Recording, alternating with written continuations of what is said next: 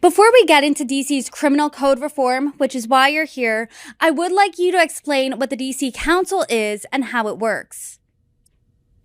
DC, as many know, is a city that in many ways functions as a state. So the DC Council is the District of Columbia's legislative body that operates and covers a wide range of legislative and budgetary matters. I know that you just began serving as council member earlier this year, but the council passed the revised Criminal Code Act of 2022 late last year. Why do you think that the council thought it was necessary to change the district's laws around crime? There were several reasons why it was necessary to update the district's criminal code. It had not been updated since 1901, and therefore it was largely outdated. There were many regulated books won't relate to modern day society. There are also relics of a past era, if you will, on the books, namely around mandatory minimums. And there were sentencing regulations that were not proportional to the crimes that we're seeing in the district. And so this criminal code rewrite sought to address all of those things and more. Can you get into that? What sentencing mandates do you think needed updating? Yeah, well, there are several. So as I mentioned, the criminal code rewrite got rid of mandatory minimums, which many will, and research tells us, disproportionately impact Black and Brown residents.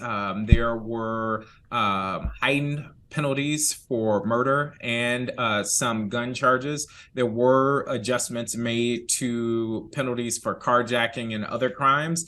And while there is a lot of misinformation around lessening, the rewrite was to bring those penalties into proportion with one another, based on what we're seeing the judiciary actually reference and sentence criminals to, but that is also in line with what a lot of other states are already doing. You're a Democrat. As you know, Republicans have long accused Democrats of being soft on crime. How is this reform combating rising crime? In a number of key ways. Research tells us that the longer the sentence actually doesn't deter violence. And in fact, it is making sure that there is clarity around the penalties, that we're actually holding those that break the law accountable, and that we are providing pathways to rehabilitation.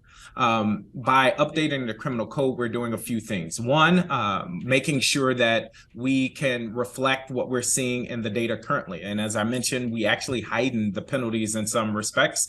There is better education around accountability, and there is room for rehabilitation. The Second Amendment, or rather the second chance laws within the criminal code rewrite, is an opportunity for folk that may have messed up in their teens to have a second chance at life after paying restitution of sorts. And so, again, I go by saying that this criminal code rewrite, while it's gotten a lot of attention and there is a lot of misinformation surrounded it, is in alignment with what our U.S. Attorney's Office, our Attorney General's office, and many other states have recommended and are already doing.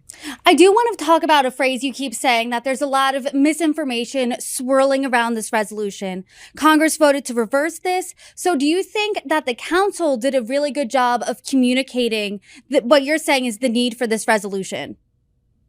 I mean, the reality is that we are approaching an election season, and we see a dysfunctional House of Representatives that seized on an opportunity to point fingers and make hay out of the district's criminal code rewrite. It is important to note that we have not decriminalized any laws such as carjacking. And in fact, a penalty for carjacking still carries 30 years in prison. It's hard to suggest that that is decriminalizing that crime. But what we have said is that it is important that we bring that law or that crime and punishment in proportion related to other crimes like murder. We heightened the penalties for murder. We heightened the penalties for a number of other things. And so it just doesn't bear the fact that we have decriminalized crimes in the district. What would your response be to Republicans who are saying this is an example of Democrats being soft on crime? If you talk to any resident in the district, they will tell you that rising violence and crime is a concern, as it is for every one of my colleagues on the DC Council.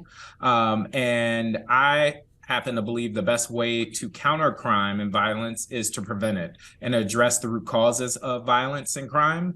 When we're talking about expanding our carceral system, locking folk up after the fact, it is still not dealing with the situation that someone had already been carjacked or murdered. And as I said, we are already holding folk accountable to lengthier sentences now, more so than any other state in the country. And so you would expect that the district would be among the safest states in the country. But again, research tells us that just because you have a longer sentence doesn't mean you're deterring folks from crime. It is that we have to focus on the root causes of crime. Yes, we have to hold people accountable, which this criminal code rewrite does. And we have to provide opportunities for folk to choose a better path. Congress in February voted to reverse this DC legislation, and now it's also poised to fail in the Senate.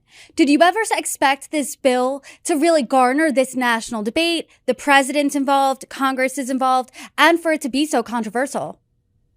I would say no, I didn't anticipate that this would garner the level of attention that it has. This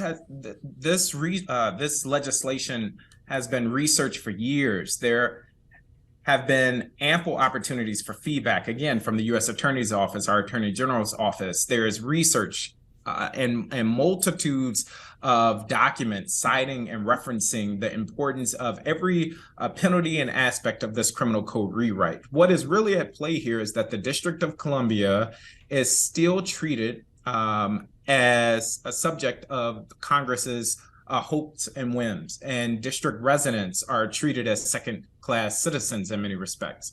And regardless of where you stand on the matter of the district's criminal code rewrite, I believe firmly, and so do so many of my neighbors, that we should have the right to self-governance. That's really what is at play here. Again, it is an election season, and when you haven't accomplished much, as I would suggest is the case for many of the House Republicans, it's easy to make hay around things that make for good sound bites, but that it just doesn't pass muster or bear out the facts.